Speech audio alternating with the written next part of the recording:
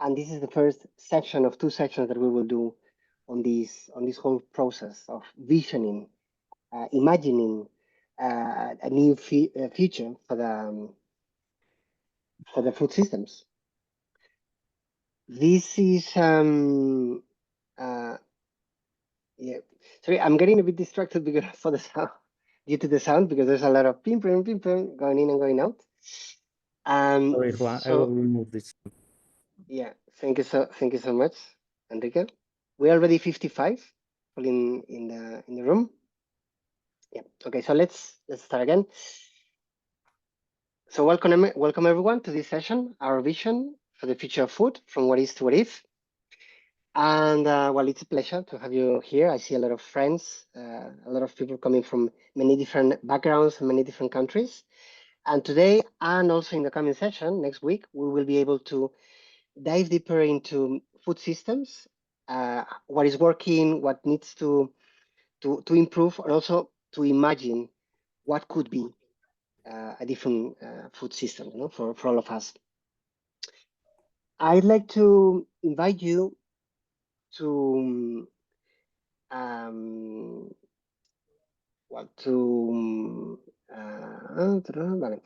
I'd like to present the team that is leading this session. So we have, together with me, that I'm going to be facilitating this on the coming session, we have Florence Mondrego, your colleague. You can see her. She's our policy lead at ECOLISE. We have also Kat. I don't know if we can see you here around because there are so many faces. Thank you, Kat. We have also Juliet. And then we have Enrique. He's also part of the ECOLISE team, and he's going to be doing the IT facilitation. So anything that is connected with Zoom and with the chat, so he's going to be there with us. I like to remind you to be mindful with English because here there's a lot of people that is not English native speaker. So take that into account. Try to speak slower when needed. So let's be mindful with that. You've been already for sure in many different online sessions using Zoom, but just quick reminder of use the chat whenever it's needed, to turn off your mic and turn it on where is needed. And also we can use hand signals that you can have you have them below in the reactions. So whenever it's needed to ask a question or anything, you can have the reactions over there.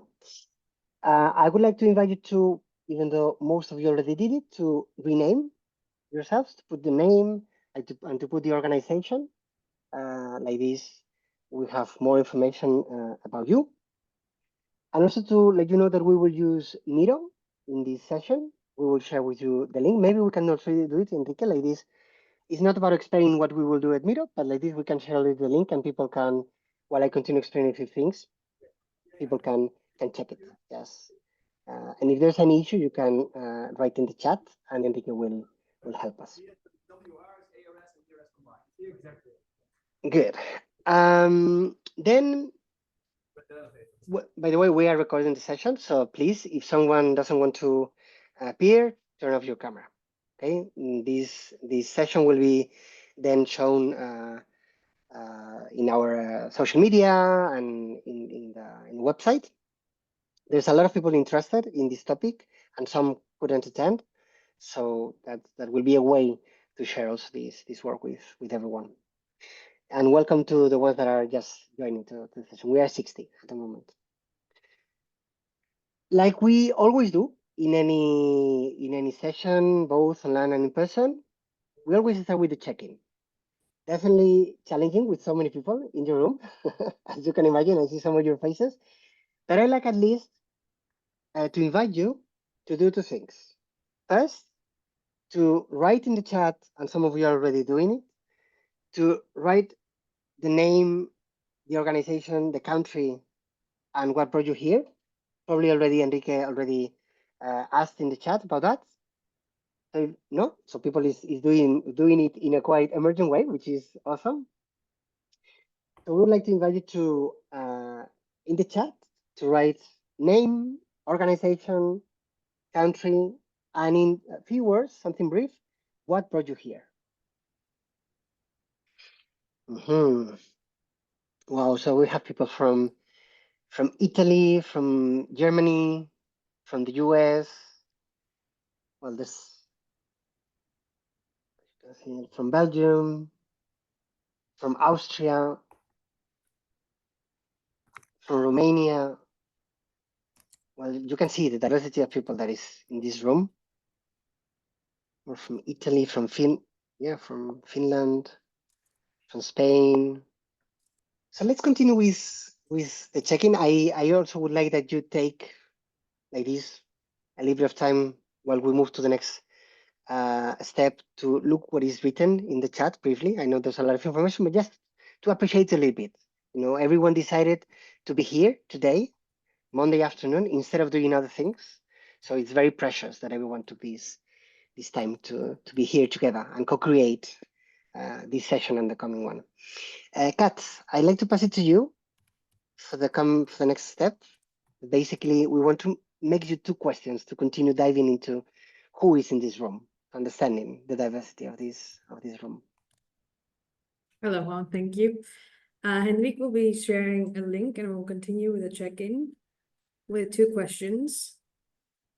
The first question is what word comes to mind when you think of just and sustainable food systems, which is the big topic of today's Okay.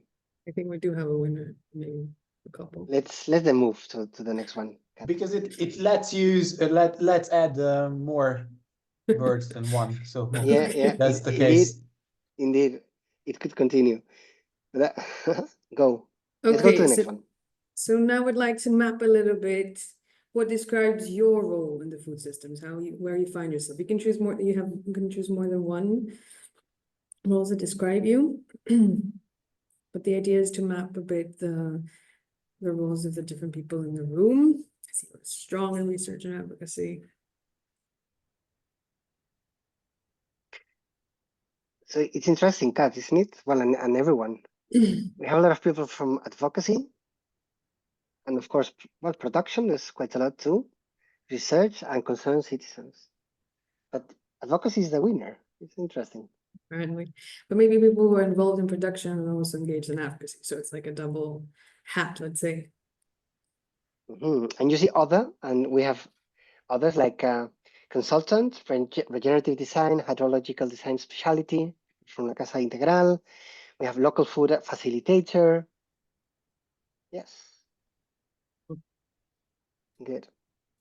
Okay.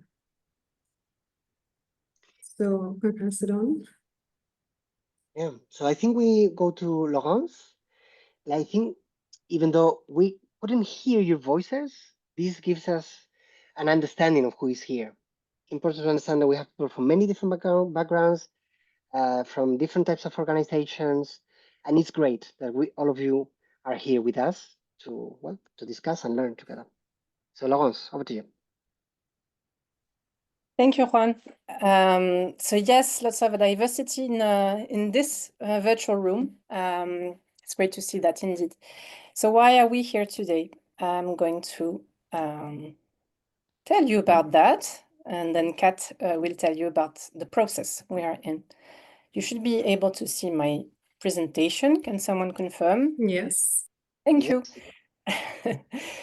So this is a participatory policy positioning process. It's very complicated to say, but our aim is to reach policy recommendations that we can then carry at EU level or at local level. What is important about this, it is the word participatory. So we are doing this with you. You are doing this, and we are helping you coordinate a position. So this will be a 6-month process Kat will talk about. And the focus is on food systems as to how just and sustainable they can be, looking at it from the grassroots perspective. So this is really our approach, and let's detail it now. First, what is ECOLISE for those of you who don't know us yet? We are a European network active in 24 European countries. We have several, and we have a lot of variety in our network as well. The transition movement, eco-villages, permaculture. but also social and solidarity economy, research organizations, community organizers, local governments, just to name but a few. And what brings us together is community-led initiatives and a willingness to achieve a just and regenerative future for all within planetary boundaries through transformative community-led climate action. So let's dive into that. You might have been involved in our later participatory policy process, which led to the Time for Collective Action Manifesto, which is our program for the European elections. So we've been focusing on that until last year. It was a long process involving many people and organizations. You can click on the link in the chat if you want to read that manifesto.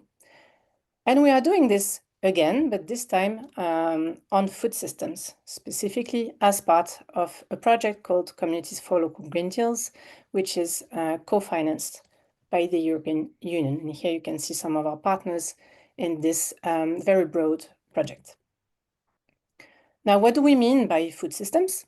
Food systems, it's not only the production, which is the part that the EU tends or has focused on most until now, so the farming part, but we're looking also at all of the other levels, transformation, distribution, consumption, waste, and so on, and probably others that will come to mind when we get to know you better. More importantly, we're looking at this as to how it has an impact on the environment and climate. Food initiatives have a very positive impact on this, and that's what we want to look at with you. So, why are we doing this on food systems now? Well, first, at EU level, food and agriculture has become a top priority. Following farmers' protests all over Europe, the EU has been trying to get over this very tense debate, very polarized debate, apparently, between farmers on the one hand and environmentalists on the other. That's how it seemed, at least. And now we have a new European Commission that's just started, and they will come up with their own vision for the future of agriculture and food this month. So they will publish it by the end of this month. So today's exercise on creating our own vision resonates with that one. Now, we are also doing this because our members are very involved in food initiatives. Here I'm just mentioning a few from the permaculture farmer supported by a community in the distribution of the produced vegetables, to the food cooperatives, marketplaces, bioregions, collective kitchens, composting, community gardens, food forests, which was mentioned in the word cloud, but as well as action at the political level, in food councils, joining up citizens and policymakers. This is only to name but a few. There are many more, and we hear about it during the breakout rooms today. Now that I've presented the why, Kat, can you take over and present the how we are doing this policy positioning on food systems? Yes, of course. So talking about the how, so as Laurence said, we have done this before. So we aim to create a participatory policy positioning process with the members. And how do we do this? So we aim to shape sustainable food systems. And the way to do this, the ECOLISE way, is to do it from a grassroots perspective. So we want to amplify the grassroots voices in the level of EU food policy. So the outputs of this process is going to be a policy positioning document, which members and partners are going to endorse. It will outline the barriers, opportunities, and policy recommendations. And this will be paired with a collection of stories. So this is a big part of what we do in the policy positioning process as ECOLISE, is that we collect the stories of food initiatives that outline the basic practices that feed into the policy recommendations.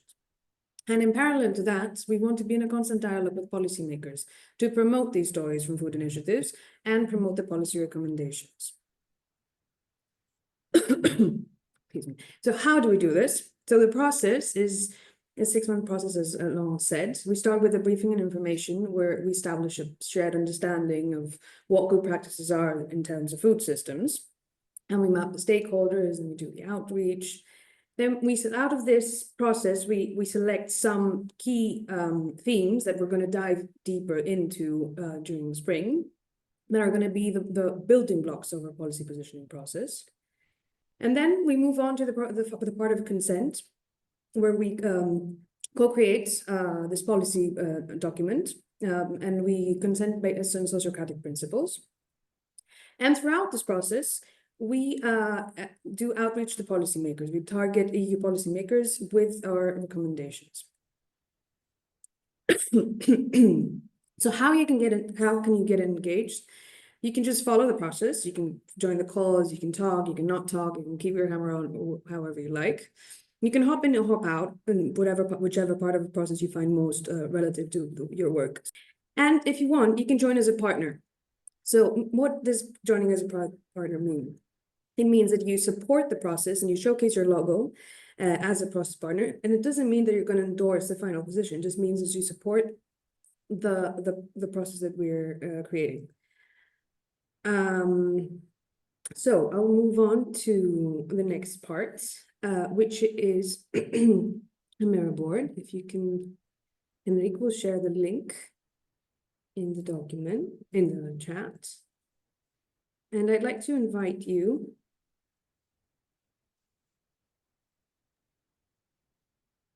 to share a bit what you are doing. So which part of the food system you feel the closest to? So if there is a specific part of there, or if there isn't a specific part, you can input your own, your name and the initiative you're engaged in this mirror board. I don't know if, so you just double click in the part where you want to input, you just write your name. If you have any issues with Miro, you can open your microphone. We can help you out. I see more and more people is joining. There's more than 20 already there in Miro. Just a second. This is going to be a very interactive session, just for you to know. So for the ones that you want to be only listening, that's okay. But the idea is to engage in different ways.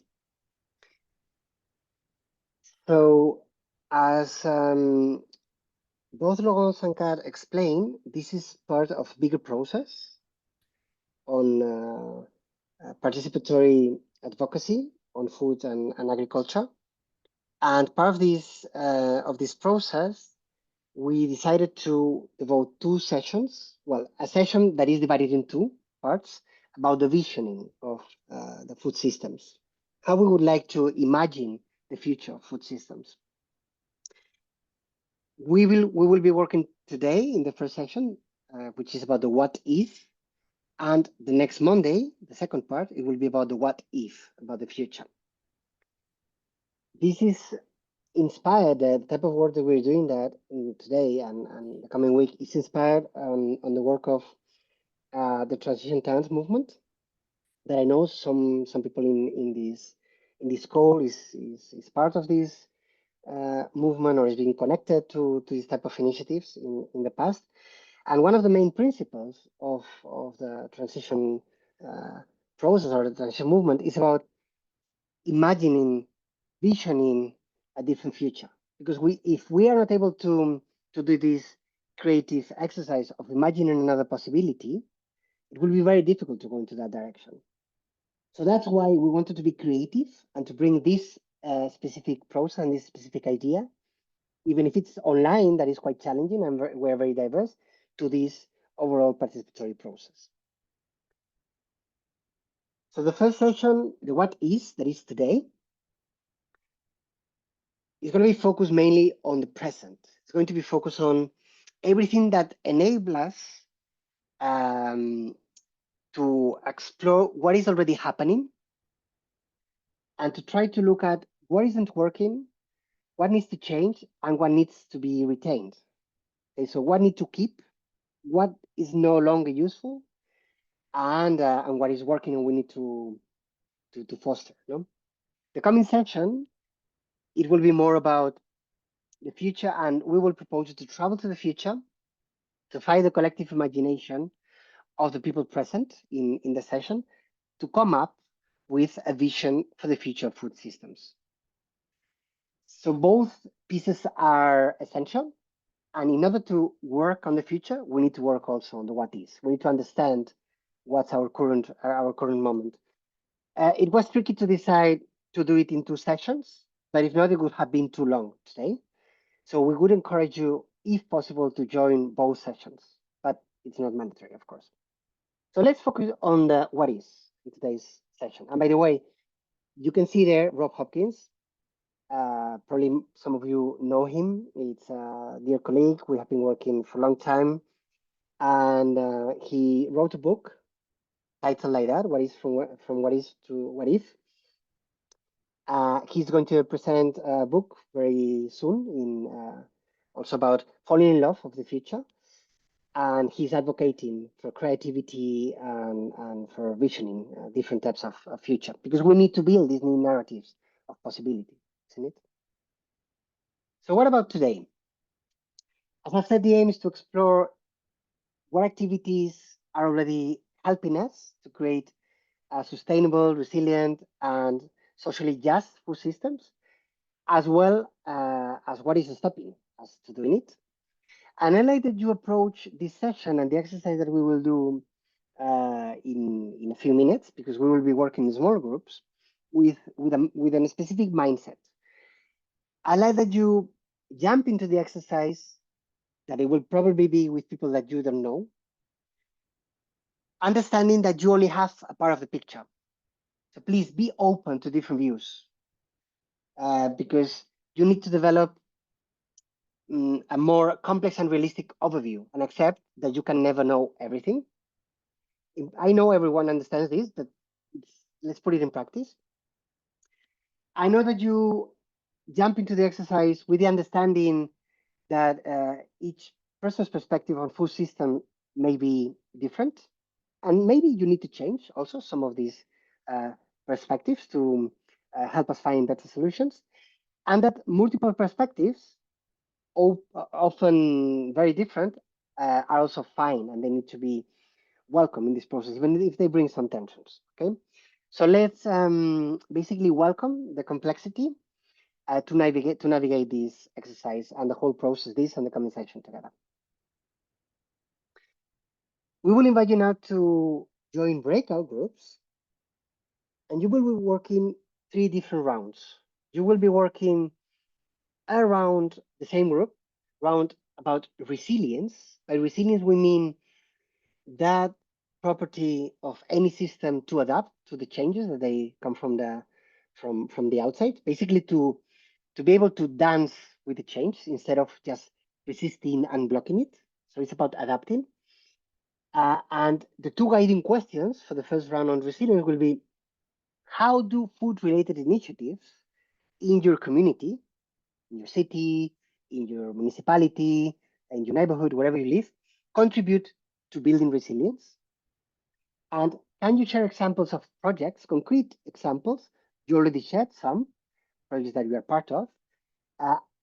Examples and practices that help local food systems to adapt to those changes and disruptions, such as climate emergency, political polarization, many different things, social injustice, etc. The second round, it will be about another R, relinquishment, which basically is about which aspects of our current food systems they no longer serve for this purpose. You know, we want to leave behind. We don't want them anymore. Which are the things that we need to forget for the future? And what practices, policies, or structures, yes, we need to leave behind. This will be the second round. And the third one, the regeneration, is about what actions, initiatives, and practices need to be cultivated to regenerate our food systems. I bring what Lauren said, that when we talk about food systems, we are doing it in an holistic way. Food systems is at the core of what we do. Everyone eats. It's something that connects with in different ways with our daily lives and with our economy and any system. So let's take it in a systemic way. So what actions, initiatives, and practices need to be cultivated to regenerate food systems? And also, how can we actively reverse past damage and build more sustainable and just food future? Basically, how can we regenerate what we already destroyed? So we will send you to breakout rooms.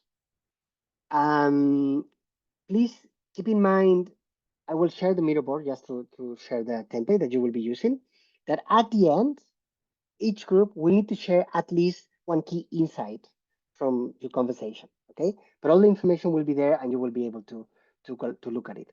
I'm gonna stop sharing my screen now. Well, indeed, you know what? I'm sorry, but I'm gonna share it again quickly, just for the Miro board. Exactly. And I think you can see this right now, isn't it? So basically, you will be in one of the groups. It will be random, and Enrique will send you to those. We will be working on the what is, and here you have the main questions and each of the rounds. Okay. So the idea is that you will be working the group one, for example, first round in the section resilience, then relinquishment and regeneration. So feel free to add as much boxes as you want, to move them around, so you can be creative. And the idea is that you try to harvest your answers, your questions to these, your answers to these questions. Okay. I think probably that's it. But I'd like to ask if there's any question or any doubt about what I've shared. I'm going to stop sharing my screen. I think it's quite clear. Yeah, we will have about 40 minutes in total. Let's say between 10 and 12 minutes per round, but we will let you know. We will send you messages to let you know more or less. Okay. And Enrique, we are about 60. So I think we could make, I don't know, 10 groups, maybe 10 groups of 5 to 6. What do you think? There's like 10 groups of 5 to 6. Yeah, because if you can see in the template, there's 14 groups, but that's too much for the number of people that we are.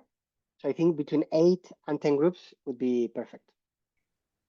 I hope everyone had interesting and meaningful conversations, and you had the chance to explore the 3 R's on resilience, relinquishment, and regeneration. We still have a little bit more than 10 minutes to close the session. I know there's not much time, but still, I would really like to have some voices from each of the groups, just to share one quick insight, something that that you think could summarize in a way what you discussed. So we will need to be quick, 1 minute, okay, for each of the groups. So yeah, I'd like to pass it to group 1. Just a few words. What was like the core of your conversation, something that you want to share? Whoever was part of the group 1.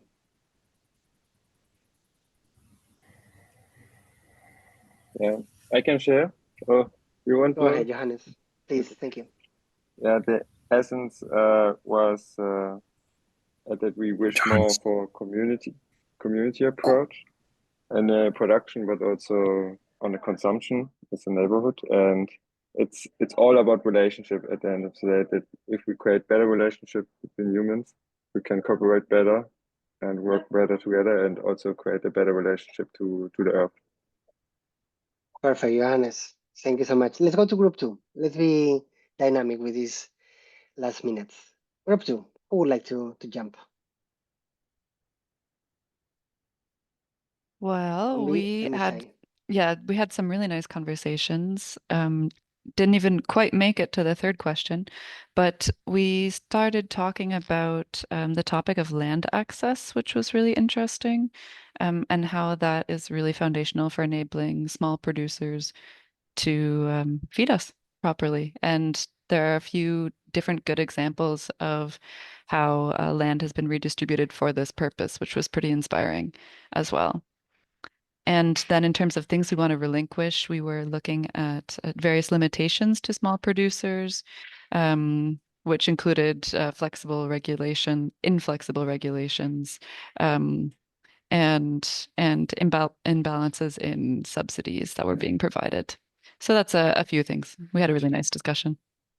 Thanks so much, Sophia. And the second group, let's go to the third one. Yes, I was in that group. Can you hear me? I'm on my phone and can't work out the. Can you hear me? yes, Davis, we can hear you. Okay, I took the Okay. notes on the Miro board, so I'll just for group 3, there was a few of us, Netherlands, Finland, Scotland, Ireland. And for the resilience, CSAs in different forms, seed banks, the Open Food Network, digital farmers markets, community wealth building strategies of procurement, food clubs, and some of the other things there. That was the resilience, the relinquishment. We of course said that. I've lost my notes here. Sorry, group 3. We looked at, ending extensive land use and industrial inputs, citizens not knowing where their food came from, power imbalances between large farmers and other commercial actors over small and local farmers, policy not supporting the transition. And then in the last piece, we had soil literacy, training for farmers, supports for good actions, move to regenerative agroecological practices, grow food value chains, eat together and have lots of fun. That's probably enough from our group. Thank you so much, David. Very, very good contribution. And let's go to group 4. Let's try to be quick, 1 minute each. Who wants to join? We can hear you, Jenny. Your mic is off. So sorry. No. We had a great group. We had 2 people working on syntropic farming, one in Ghana, one in Greece.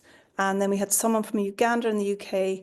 A lot has already been said about the things we talked about: collaboration, local networks, involvement of citizens, removal of support for pesticides, GMOs, etc. So get rid of those subsidies for bad ways of farming. And the last one, we hardly got to the last one. But yeah, community, sharing knowledge, everybody's capable of this transition, but we can do it together. That's the big sweep of it. Thank you so much. We can do it together. Let's go to group number 5. Hi, I'm hoping my group's okay with me taking this turn.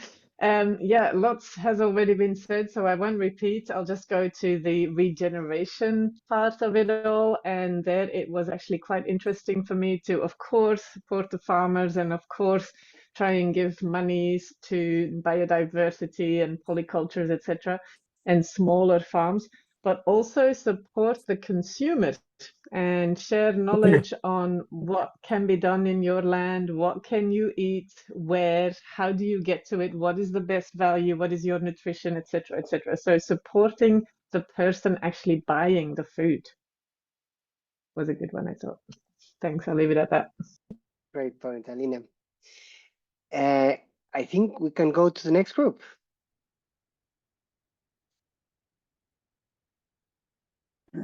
Group 6. Yes. Have group 6. Linda, or don't you mind? It seems like okay. Go, Elena. No. I prefer just if you don't mind to explain our point. Okay. Fine. Let's. We had lots of good initiatives. I think I don't know if somebody else, other groups mentioned seeds. Seeds. We had seed saving was mentioned. We had lots of people from Spain in our group, and we talked about making the cherry production and a cycle more resilient. And apparently there's lots of, you can use cherry sticks for medicine. there's a village in Vizcaya in the Basque region that's looking at like quantifying their food waste. So there were really good good initiatives already. In Finland there's a thing called the Reko rings, where it's like a direct sales from farmers. You have to order in advance and pick up. Then the problems, the generational relevo intergeneracional, getting the new generation to farm is an issue. Why is it so hard to get a license or to have direct sales officially, like legally? Why do we import products from agricultural products that have been from outside the EU, that have been produced with pesticides that are forbidden in the EU? Why is that legal? And Linda, I'd like to invite you to wrap up. Just to okay. Yeah. And then for our suggestions for regenerating, more transparency in the agri-food sector, and true cost accounting, making the externalities, forcing companies to internalize externalities. That's a good one. Labeling, and if we cut harmful subsidies, that'll already, I think that's maybe a thing that would make the biggest impact with one single action. Thanks to group 6. Let's go to group 7. Come on, we are just going to the end. So group 7. Okay. So for the first one, we focused on the idea of having decentralized food systems, promoting regenerative practices, and more community-driven solutions, so more grassroots, in order to reduce risks, create adaptability, and have much more self-sufficient decentralized food ecosystems. For the second one, we focused on the current food system, which is largely large-scale agriculture, monoculture, and global supply chains, which really undermine the resilience we discussed before, and food justice. And also exclude things like petrochemicals and the various sort of practices related to that. And for the last one, how to regenerate, would be to focus on things like that are more circular economy, quality over quantity, again, more polyculture systems, soil health focus, biomimetic strategies, and community-based land management in order to reverse some of this damage so people have more agency. Thank you so much. We still have 2 last groups, so let's go to the group number 8.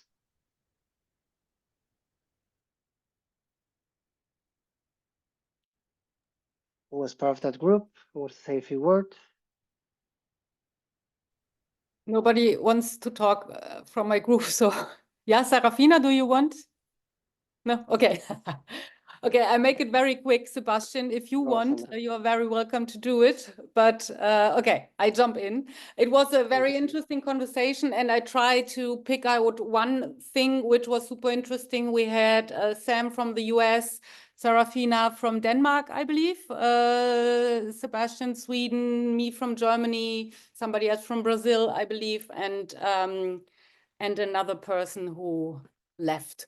So it was interesting to understand the land access and the land ownership, and it was very controversial, not controversial, but super different if you take a look at different countries and the law.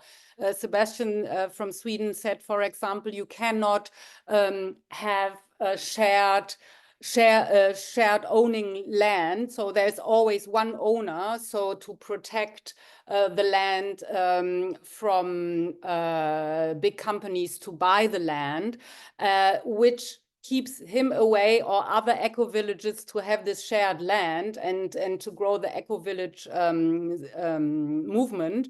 And on the other hand, Sam from the US said, okay, there is a problem of even access the land and owning the land. And now they have like very interesting initiatives how they use owned land in diverse, very interesting projects and make it accessible for people who cannot, I don't know, own land, I believe, alone.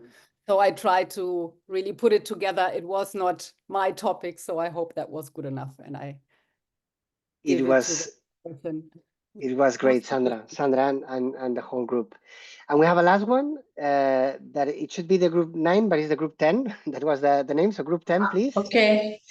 So I will take the first words, and please I ask my fellows to complete. I would say that what we would like to complete is that I think food should be treated as a common good and human right, and not as a free market commodity, especially since it's the most subsidized sector in Europe, while producing profit and concentrating power in the middle of the food chain, especially processors and retailers, which does not support sustainability, resilience, and all the good principles. I think agroecology principles are very important, maybe I would say superior to regenerative agricultural principle. And yeah, and food is also an occasion for community and emotional, it's also an emotional experience. So that should be also included. And I ask please my colleagues if they want to complete.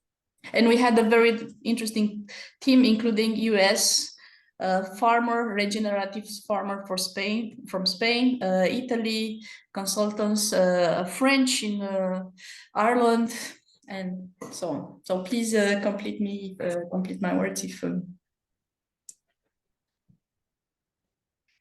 Thank you, Roxana.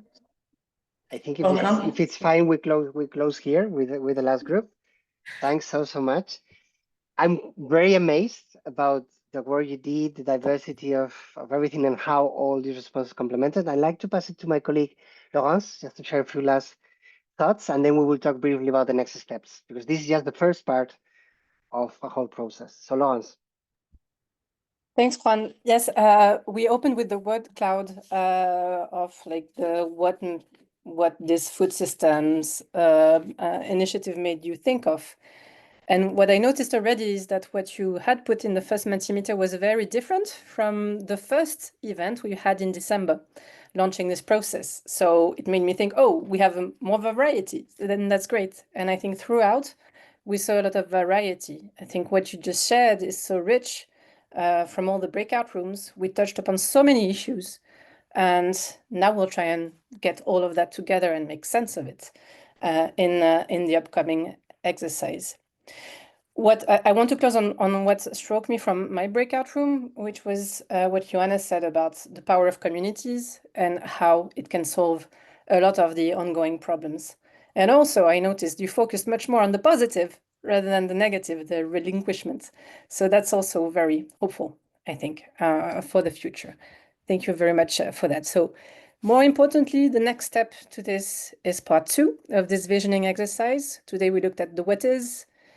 Next Monday, same time, we look at the what if, and Juan will guide us into thinking about the future we really want now that we have looked at what exists. Thank you so much, Laurence. We really expect you to join. I mean, we would like to see you there to continue this process, to have a space to basically to dream and travel to the future of the food systems. Today we're more into the what is, and we really need to dream and to travel to the future together. So we say goodbye here. Thank you so much, Laurence, Kat, Enrique, Juliette, everything that has made this possible. All of you for joining from so many parts of the world. Thanks so much. And let's meet together next Monday.